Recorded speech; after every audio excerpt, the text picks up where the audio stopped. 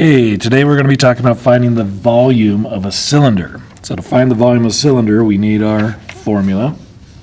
So the volume, so we're going to say V for volume, is equal to pi r squared.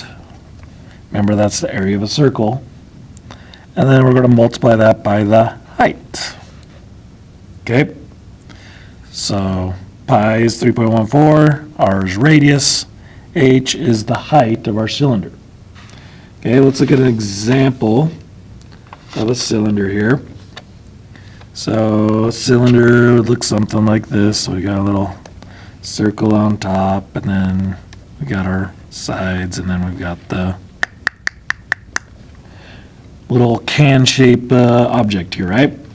So let's say the height is 8, and it gives me a radius of 7, and let's say these are meters. It's a very big can. Okay?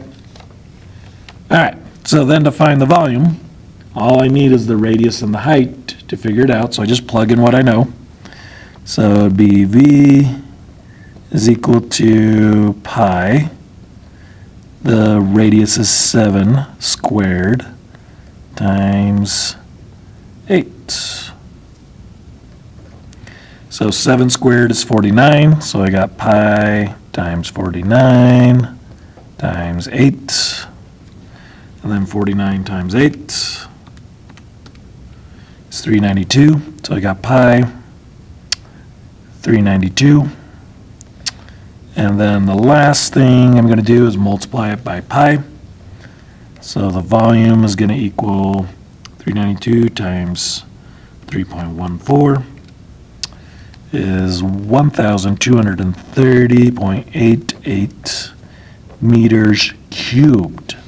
So this is a three-dimensional shape, which means it is not squared, it is cubed, because you've multiplied it 3 times, basically.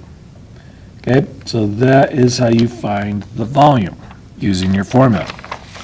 Let's say it gives me a volume, and I want to find let's do the radius. So let's say I know that the volume, let's do another cylinder here.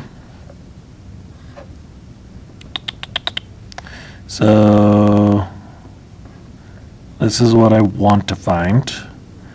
Say the height is 10 feet.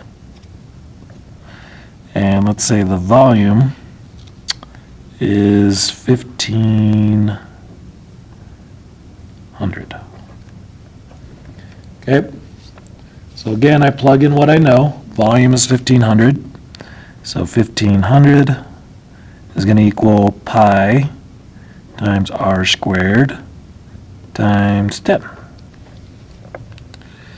So again, in order to solve for the radius, I need to get everything away from it. So you could times 10 and pi together and then divide that. I'm just going to divide them one at a time here. So divide by 10, divide by 10.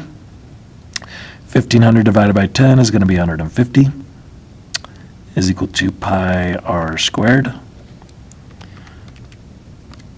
Okay, then I'm going to take 150 and divide by 3.14, or pi in other words,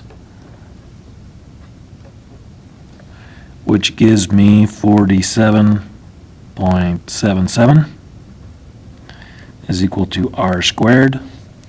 Then to get the r by itself, I need to undo the square, which means I would square root. So the square root of 47.77 is going to be 6.91 is my r. And that would be 6.91 feet. Okay. And that's that.